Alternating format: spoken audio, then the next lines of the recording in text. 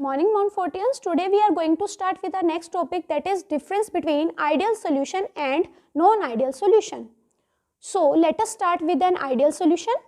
Ideal solution are those which follow Rolle's law for the entire range of concentration. As you all know, in the last lecture we have drawn a graph for Rolle's law. So the graph was like this.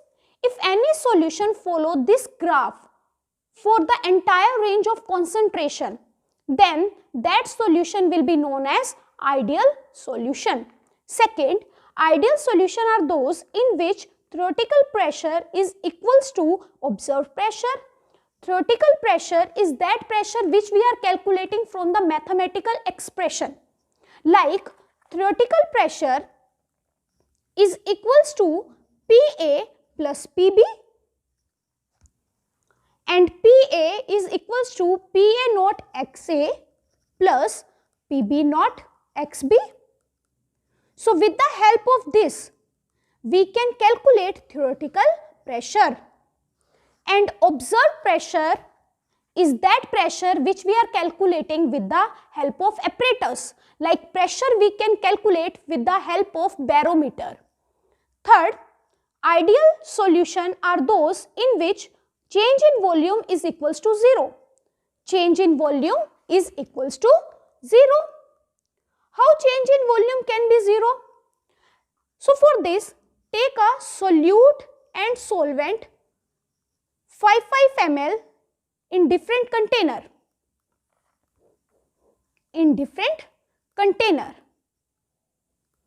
This is solute and this is solvent. And make a solution after mixing these two in the different container. So when you will mix these two, solute and solvent, then the volume will be 10 ml, 5 plus 5. So when solute and solvent was separate, then the total volume was 10 ml, and after mixing, total volume was again 10 ml. So the change in volume is 0 before and after. So ideal solution are those in which change in volume is equals to 0. And change in volume we can calculate with the help of this formula. Delta V is equals to volume of solution minus volume of solute plus volume of solvent. This is a very important formula. Now, fourth point, ideal solution are those in which intermolecular attraction between solute-solute particle, solvent-solvent particle is equals to solute-solvent particles. It means if the intermolecular attraction between these three, that is solute-solute particle, solvent-solvent particle, solute-solvent particle are equal, then the solution is known as ideal solution. Fifth, ideal solution are those in which change in enthalpy is equals to 0. Change in enthalpy means delta H is equals to 0. How we can say delta H is equals to 0? Suppose AA reacts with BB to form 2AB. As you all know, the force of attraction between these particles are same. Whenever a chemical reaction takes place, the bond between reactant molecule will break and the bond between product molecule will form. For breaking a bond, energy is required, and for making a bond, energy is released. So let us say for breaking a bond, it takes 10 energy. If AA takes 10 energy, then BB will also take 10 energy because force of attraction is same. And AB will release 10 energy, 2 into 10 because force of attraction is same. Then on the reactant side, it will be plus 20 because energy is given, and on the product side it will be minus 20 because energy is released. So overall it will be plus 20 minus 20, it will be 0. If any solution is having this value, then the solution will be ideal. Finally, it is very difficult to make ideal solution. But if you will dilute any solution again and again, then the solution can be converted into ideal solution. Many times this question was asked by CBSE, what are the examples of ideal solution? Or by giving example, they can ask you, does these example belongs to ideal or not? So the examples of ideal solution are, first, benzene plus toluene, second, n-hexane plus n-heptane, third, ethane chloride plus ethane bromide. If you will see these examples carefully, then you will find if the molecular mass are approximately same. If the molecular mass are approximately same, then they can form a ideal solution. Come to non-ideal solution. Non-ideal solution are those in which theoretical pressure is not equals to observed pressure. If theoretical pressure is not equals to observed pressure, then there can be two cases. First case, observed pressure is greater than theoretical pressure. Observed pressure is less than theoretical pressure. If observed pressure is greater than theoretical pressure, then this is known as positively deviated non-ideal solution. If observed pressure is less than theoretical pressure, it is known as negatively deviated non-ideal solution. For positively deviated non-ideal solution, the graph will be like this. In this, you can see each line will show a deviation towards upside. And the graph for negatively deviated non-ideal solution will be like this.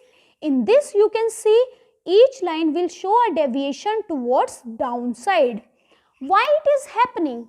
How observed pressure can be greater than theoretical pressure? Let us imagine when solute and solvent mix with each other to form solution, they start repelling each other. It means the force of attraction between the solution particles has been decreased. If the force of attraction between the particles has been decreased, then they can easily convert into vapors. If the particles can easily convert into vapors, then vapor pressure will increase. Now see how observed pressure can be less than theoretical pressure. Now when you have mixed solute and solvent with each other, they start attracting each other. If the particles start attracting each other, then the force of attraction between the particles has been increased. If the force of attraction between the particles has been increased, then the vapor pressure will decrease because less number of particles will convert into vapors. Second, positively deviated non-ideal solution are those in which intermolecular attraction between AB is weaker than AA and BB. Means the intermolecular attraction between solution particles is less than solute and solvent particle, because when we have mixed solute and solvent with each other to make a solution, then they start repelling each other. Negatively deviated non-ideal solution are those in which intermolecular attraction between AB is greater than AA and BB. Means the intermolecular attraction between solution particles is greater than solute and solvent particle, because when we have mixed solute and solvent with each other to form a solution, then they start attracting each other. Positively deviated non-ideal solution are those in which change in volume is greater than 0. This happens because molecules hate each other. If molecules hate each other, then they will move apart from each other, then volume will increase. Negatively deviated non-ideal solution are those in which change in volume is less than 0, because molecules like each other. If molecules like each other, then they start attracting each other and volume will decrease. Positively deviated non-ideal solution are those in which change in enthalpy is greater than 0, and negatively deviated non-ideal solution are those in which delta H or change in enthalpy is less than 0. Examples of positively deviated non-ideal solutions are methanol plus water, second ethanol plus water, third carbon dioxide plus acetone, fourth carbon tetrachloride plus acetone. Examples of negatively deviated non-ideal solutions are first acetone plus chloroform, second ether plus chloroform, third HCl plus H2O, fourth nitric acid plus H2O, fifth phenol plus aniline. As you all know, in the last lecture we have seen second case of Raoult's law. What was the second case of Raoult's law? When we have added non-volatile solute in volatile solvent, then the vapor pressure has been decreased, and for this we have found a factor that was relative lowering of vapor pressure. Relative lowering of vapor pressure, which is equals to mole fraction. Relative lowering of vapor pressure, what was that? Change in volume is, as you all know, in the last lecture we have seen second case of Raoult's law. So what was the second case of Raoult's law? When we have added non-volatile solute in volatile solvent, then the vapor pressure has been decreased, and for this we have found a factor that was relative lowering of vapor pressure. Relative lowering of vapor pressure is equals to mole fraction. What is relative lowering of vapor pressure? It is change in pressure upon pressure in pure state is equals to mole fraction of solute, and this is a colligative property, as I have told you earlier. So what actually a colligative property is? Colligative property for any homogeneous are those which only depends upon the quantity of solute. Which only depends upon the quantity of solute. Please remember, colligative property does not depend upon nature of solute. Colligative property is of four types. First, relative lowering of vapor pressure. Second, elevation in boiling point. Third, depression in freezing point. Fourth, osmotic pressure. Relative lowering of vapor pressure we have already done in our previous lecture. Then in the next lecture we will start with the elevation in boiling point.